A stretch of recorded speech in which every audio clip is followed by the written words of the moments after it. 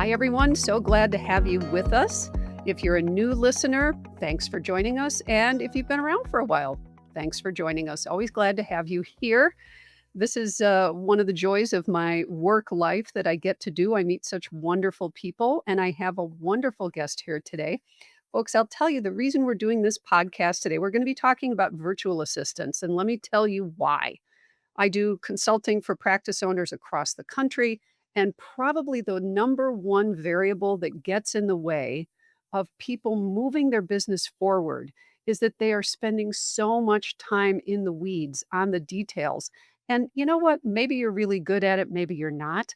I always think, why not, if we can, hire somebody that is really good at that thing? So, our guest today is really good at this thing. And Ms. Lairen Knott is going to share all of her wisdom that she can today. I am so thrilled to have Ms. Knott with us. Let me tell you a bit about her. Ms. Lairen Knott is an experienced administrative professional with a proven track record in office management, executive support, and operational efficiency. And folks, I will tell you, I've been a practice owner a long time. I am none of those things are me, which is why we need the people who are those things. She is highly skilled in organization, time management, and maintaining seamless communication with organizations. Committed to integrity and professionalism, Lairen founded National Virtual Assistant, a virtual assistant company in 2019, and has co owned Event Stars, an event planning firm since 2013. A little bit more about Ms. Lairen. She graduated from Kalamazoo College in 2004 with a Bachelor of Arts in Economics and Business. You've got a business background, which is probably part of what makes you so good at this. She received her Master's of Business Administration in 2012 from the University of Phoenix with a concentration in human resource management. Boy, I need to have you back because we need to have a conversation about human resource management too. She's a mother, wife, and seasoned entrepreneur, a person after my own heart. She's a member of Zeta Phi Beta Sorority, Inc., Tau Delta Chapter, and the Order of Eastern Star PHA jurisdiction of Michigan Priscilla Chapter number 21. And those shout outs to our organizations are so important. So, welcome. Thank you so much, Ms. Lairen. So happy to have you here with us today. Thank you, Dr. Margot. I appreciate the invitation. Oh, my pleasure. So, as I said in the beginning, this function of having someone who really understands the business part of the day-to-day operational pieces, having that assistant who can really help us move things forward, to me feels mission critical. And I'll tell you, when I'm doing business consultation for folks, those who do it, who can do it, they move the needle much more quickly than those who can't. So I'm thrilled to have you here. So tell us a little bit, Ms. Laren, what is a virtual assistant? Because not everybody may know. And I may think I know what a virtual assistant is when I'm telling people, but you are one. So please tell us what that means. Yes, so a virtual assistant is a remote assistant that can help you with administrative tasks, creative tasks, or just technological tasks. We use various tools that manage your email, scheduling, research, document preparation, anything that is a routine task that takes too much of your time. We can do it for you, and we can do it in the remote capacity through whether you want us to meet you every week on Zoom or on Google Meets or however we communicate. It takes away those little mundane things that take you maybe 25 minutes to do, take me 5, and you can continue being productive in your practice to be able to help your clients. It is going to continue to grow as a field because more people need to outsource the tasks that they don't have time to do and may not be proficient at doing. Exactly. That would be true for me. I mean, thank goodness right now you met Jessica. She's our wonderful front desk person, and she also serves as my assistant, which I mean, it's made such a huge difference in my life. She's a full-time employee for my practice. I have a large practice. Not everybody does. So you do this, I'm assuming, Ms. Laren, fractionally with people. How does that work? If somebody doesn't have a huge budget, or maybe they have a decent budget, but they can't hire somebody full time. You can do this virtually. You're located in the state of Michigan, and location doesn't matter, unlike being a therapist, you don't have to be in the same state. So, you can do this fractionally. What does that kind of engagement with you look like? So typically it would be we would have a conversation about what you think you need. And when I say what do you need, it's what tasks can I take away from your plate and I can complete them and you continue to run the business. And as we build trust, that helps us build our relationship. So it can be based off of hourly. So I think I only need you 3 hours a week and we go from there. Or I just need help with one project, this one big project that I got and I need to complete it by X date. We can do it that way. So it very much can be customized for the different size company, whether it's a small one person or a five-person team. We can make it work for what you need because it is a service that you are looking for, and it can be totally at your leisure at what you need for what can fulfill the task that you are looking for right now.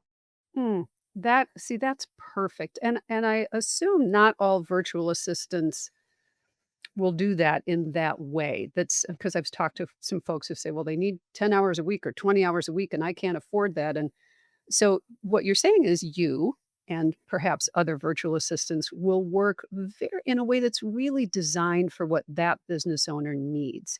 You don't have a predetermined number of hours on the clock that people have to be able to fulfill. It's this is what you need, which that's perfect. I love that business model. You're really hearing your customer, your partner, right? You talked about the relationship, your partner in this, and you're there to assist and to help and make their life easier.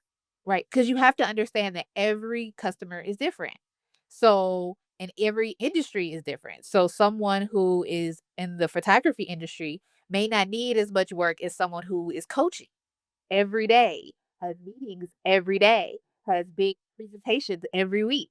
So, their need is going to be totally different. So, we have to be able to be flexible and adaptable to be able to assist in what they need for their particular company and not just put them in a box. 'Cause we don't all fit in the box. No, we do not all fit the box. That's true.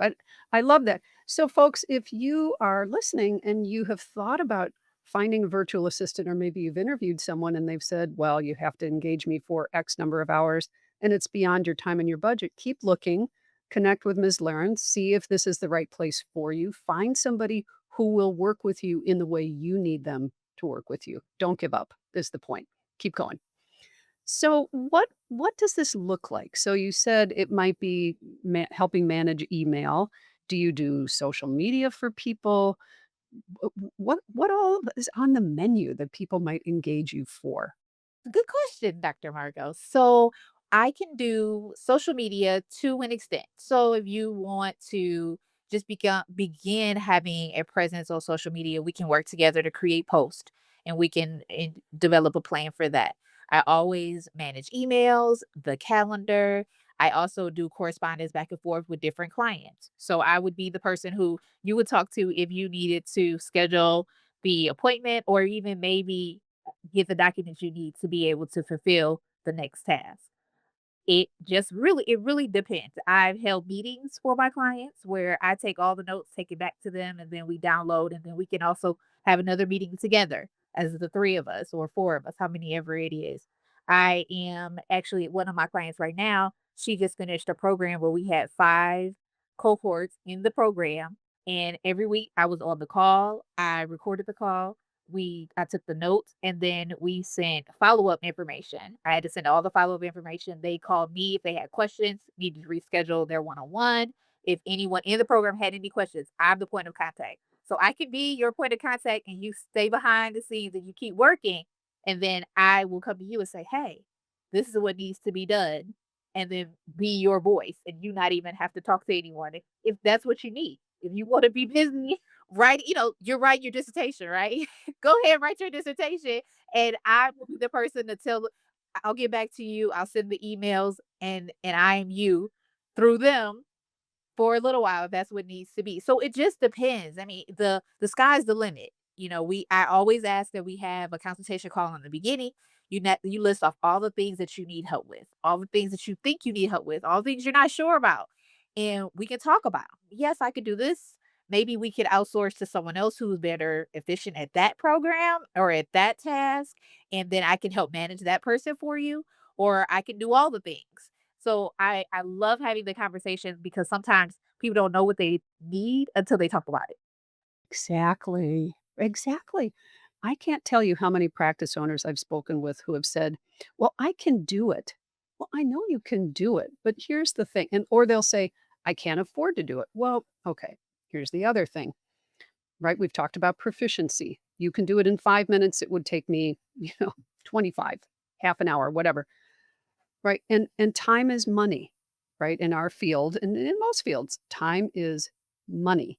So, if I need to be strategic in my business, I need to be working on my business, not just in my business, right? Then really having somebody with whom I can partner, where I can outsource those tasks, and I might not even know what they are, and I'll tell you that that's really true. Until I had an assistant, I didn't even know what I wasn't as good at as I thought I was. Yay me, that tends to be my issue is, I think I can do more sometimes than I can. So, but being able to have somebody where you can have that conversation and talk through, "Look, if you could take this off my plate for an hour, 2 hours, 3 hours a week, then I can be strategic. Maybe I take on one more client, although, folks, those of you who've worked with me know I say, don't do that.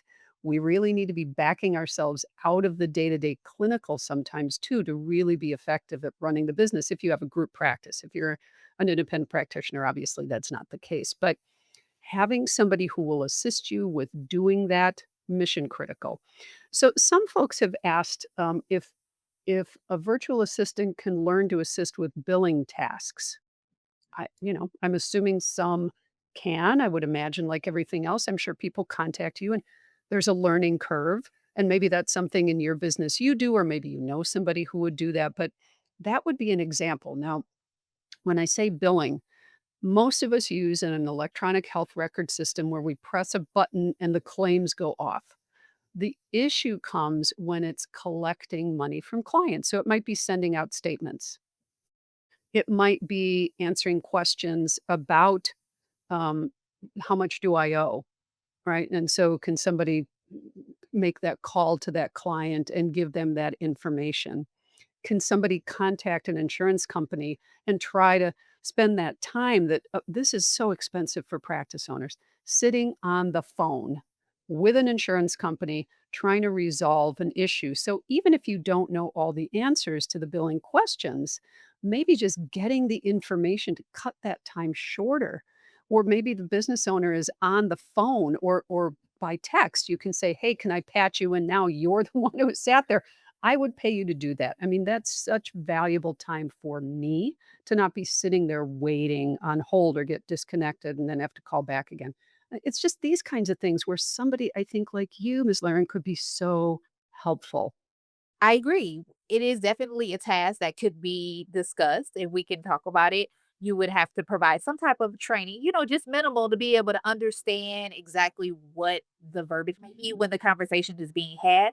But everything is an opportunity, right? To be able to assist you in making your business grow. And if you have to collect the money to pay the bills, you need somebody to do that. And if I'm that person to sit on the phone and say, they said we need to do this, this, and this. At least you didn't have to sit there and now we know exactly what we need to do. Because if I didn't sit there, you that bill is not being paid because no one is calling to ask the questions because the patient doesn't know. They're just like they won't pay it.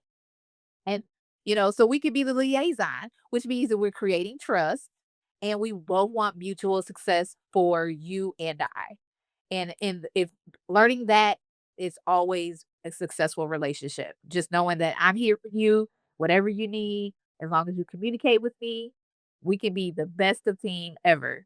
And even little things, because it I have this we have 4 A's that me and my one client came up with the other day. We were just talking about like, hey, all these things that you do because she gave me a referral to someone else. I appreciate it. And I love referrals because it always works out because someone can personally say what I've done for them. And so we talked about, being accountable. So I'm holding you accountable to the bills. We have to pay those. I adapt to a new position of me having to call. Maybe I've never called an insurance company before, but now I can because you've given me the tools I need. Then I'm accepting the role. And then I'm anticipating what might need to be done after I've gotten the information. So those 4 A's can help a virtual assistant help you be successful in any industry. It doesn't matter what it is, whether it's photography, technology, podcast, training, therapy. It doesn't matter. If you have those 4 A's, your virtual assistant can definitely help you. I love those, and if we can have those in our show notes, we definitely will. It's accountable, adaptable, um, accepts responsibility, Yes. and And anticipation. anticipation. Fabulous. I love those. So those that leads right into my next question, Ms. Laren, which is if someone is trying to find a really good virtual assistant, first of all, folks, please contact Ms. Laren Knott. We will have her information too. Um, and how does somebody do that? What questions should they be asking? How does someone vet a virtual assistant to see if they're really gonna be the right person for them? Because some folks I've spoken with have had some very bad experiences. They're not accountable, they're not adaptable, they don't accept responsibility, and they're not anticipating the needs. So, it's kind of reversed. I'm the virtual assistant, you kinda have to fit into my bu which of course, I mean, we have to be respectful of whomever we're working with, and we don't get to call all the shots, but how does somebody find where do you start? Where would you look? How would you vet someone? So for me personally, most of my clients have been referrals. So it's someone that's known me that has referred me to them. But if that's not something that you have access to, because some of us don't, you know, I would definitely say if you looked on social media or in LinkedIn, just kind of read through the bio, see, and you may have to go through a couple of them, a couple little consultation calls before if it'll be a good fit. But I would definitely say when you do have a consultation call, you need to have a set of routine tasks that you want to delegate that you think that you want to delegate, have set and clear expectations, and you have to provide the necessary tools that the person will need to be your virtual assistant, and then start with small assignments to build trust. Don't go in and give them the mountain. Let's just start with the little anthill first, and make sure the anthill can be good. And then after the anthill is accomplished, and you continue to build upon it to get to the mountain eventually. And also tell them exactly how you want to communicate. Are you a texter? Are you a phone call person? Are you, I want to see you, so we need to Zoom. And I always ask that we meet once a week. So our once a week check-in is let's go over the tasks from last week and also the ones we were looking forward to the future, just so we're both on the same page at all times. And then I have hours of availability. So I tell you, hey, between this hour and this hour, I'm always available. It may take me a minute, but I will get back to you within that period of time so that everyone understands the expectation of my availability and then get theirs as well. Because you may be with clients from 9 to 5. Well, you're unavailable to me on Monday, Tuesday, and Thursday. But the other days, I need to make sure I get all the things I need, ask all the questions I have to ask because I have to be respectful of your time. And lastly, expand on the responsibilities and become familiar with the workflow. So I develop workflows together. So this is how I'm going to do it. Do you want me to change something? Maybe add something in? Is there something that you like better that would work better or you used or you're not familiar with? So it's always open lines of communication. Which, hopefully, as therapists, we would be pretty good at, I would like to think. And so what you're also saying is the virtual assistant ought to be able to do the same. Now, n to your point, start with something small. Don't climb the mountain on the first try, right? I mean, right, I have a someone I belong to it's called the Women's Presidents Organization. It's a women's organization of leaders, and, she has climbed, Everest like 3 times, so don't Oh, go after Everest on the first try, right. right? Not the first try. Never. S start with the little sledding hill in your neighborhood and Right. see how that goes, right? Right. Right. Right? So there ought to be a consultation call, folks. And you did say, Ms. Learn, you might not know what you don't know or what you need, but go in with some expectations and make sure that you ask, what is their experience with this? How many hours a week would this take? Like, ask all those important questions and see what they say. What is the vibe? What does the fit feel like? I love that. And what you're saying, you say over and over again about creating that relationship. So, is this someone that you feel like you can create that relationship with? Be clear about your availability of time. When will you be able to meet so that the virtual assistant can get the information they need, get the tasks that they need? What is the accountability? Do you use anything like a Gantt chart or something that sort of helps people stay organized that they can reference and see where you are in the phases of a task? So it depends on each client's preference. For example, one of my photography clients, she uses a CRM, and in the CRM, it allows me to put the task and where we are with each task in there. And she can go in and look. I'm sorry, And can you tell folks about a CRM? Because I yes, guarantee you there are some people listening, they don't know what a CRM is, so yes. thank you. So a CRM is a software that helps manage your clients, and you put all their personal information in there, and it allows us to schedule. You can include packaging. They can pay for things there. It just depends on from industry to industry exactly what you can put into it. So she uses the tasks in there, the one client, and then she can see where I am with each client and how they're moving along with the workflow. Another client only likes Google Sheets. So we have a list and we put dates on it. I check them off once they're done, and she can see what I'm doing. I can see what she's doing. We share it. So it goes, we both can change it as we need to. We attach documents to there. So it gives us one central location. We can click on a link and then it takes us to where we need to go.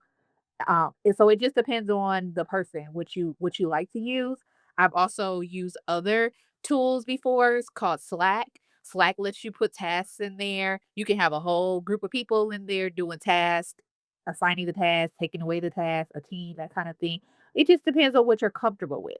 And sometimes, first starting with a virtual assistant, you may not want to just jump into all those programs because the program itself, you got to learn it. So Google Sheets is probably easier to make a checklist, and then we share it, check it off as we complete them together. Ms. Laren, one of the things I'm noticing with you is you really are doing everything you can to figure out what is the best way to meet the need of this particular client. So if you work best this way, if you work best that way, that you listen. And boy, that from where I sit is what would make you such a valuable partner. I think for so many people because you will listen and you will be responsive. Thank S- you. Thank you. Oh, please. I mean, that's as therapists, that's the name of the game. We listen, we try to respond. And if you're working with someone and they're not doing that, then maybe they're not the right person for you. Right. And Right. like everything else, you got to find the right person. So, speaking of finding the right person, if someone wanted to engage you, because clearly you, I think, are the kind of person a lot of folks I know would benefit from working from, how would people find you? How would they engage you? Yes, so I know Dr. Margot will provide my website. So it's nationalvirtualassistance.com. On there, there's a contact form.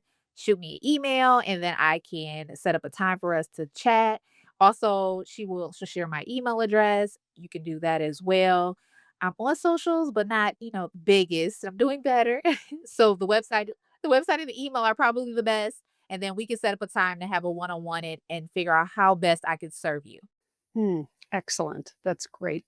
Now, one final question and I'm sure there's a range, but what does hiring a virtual assistant typically cost somebody? And I guarantee you somebody's going to send me an email and say, "You didn't ask about," so I'm asking.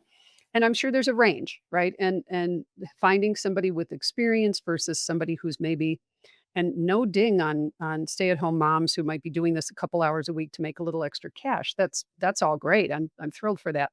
But so you might have a range based on experience, based on the requirements that are being asked of you. What's reasonable? What can people expect? So I would say minimal time would be at least 3 hours a week because shorter than three, it's not very much you can complete in 3 hours. So my minimum is usually 3 hours. And then I just charge it once a month, and it can start from about 350 up, depending on how many hours you use. And we can always move it down. Like, if you have some people have peak seasons, so you're busier here, not busy there. We can always change the hours, and I keep a log of the hours as well, so you know what I'm doing. You see how many hours I give you check-ins to let you know. So it we can work it out. Everything is customizable. Mm, I love that. And so, just nationally, do you have a sense of what is the range of what's reasonable for someone to pay for an hour's work, 3 hours of work, a monthly engagement? So nationally, it ultimately depends on where you live, right? But it's gonna at least start at 35 an hour and higher. And it could be even higher if someone has like years and years and years and years of experience. But I As would it say, should. yeah, Sorry, as exactly. it should. I But mean, you no, got a it lot of should, it should. That's experience. You're right. gonna You're be right. much more quick and efficient. Yeah. Right. So I would say at least be prepared for at least like 35 an hour or up, Mhm. depending on who the virtual assistant is. Okay, that's fair. That was kinda my sense. It was about 35 on up, and that to me seems very reasonable.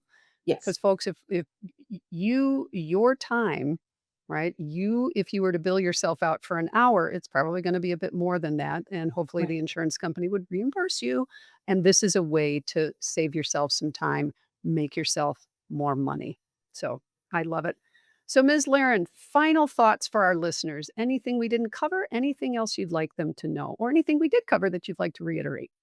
Well, we covered a lot. I appreciate your time, Dr. Margot. I would say Same. anyone who is thinking about a virtual assistant, feel free to reach out. We can have a conversation, see if it will be a good fit for you.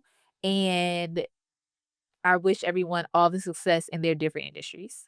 Oh, that's wonderful. And same to you. I mean, you're an entrepreneur and a business owner, just like all of us are. So, this is the kind of vibe I want from someone. This is great. So, folks, please contact Ms. Lairen Knott. We will have all of her contact information so that you can connect with her if you'd like. And if you're somewhere else and you have some other resources, great. Hopefully, this answered some questions about what a virtual assistant might do for you to move your business forward. Again, folks, our job as practice owners, we need to be working on the business, not just in the business. So, Ms. Knott, thank you so much. I appreciate your time. All of you listening today, thank you for being here. I hope you'll join us again next time. Be well. Thank you.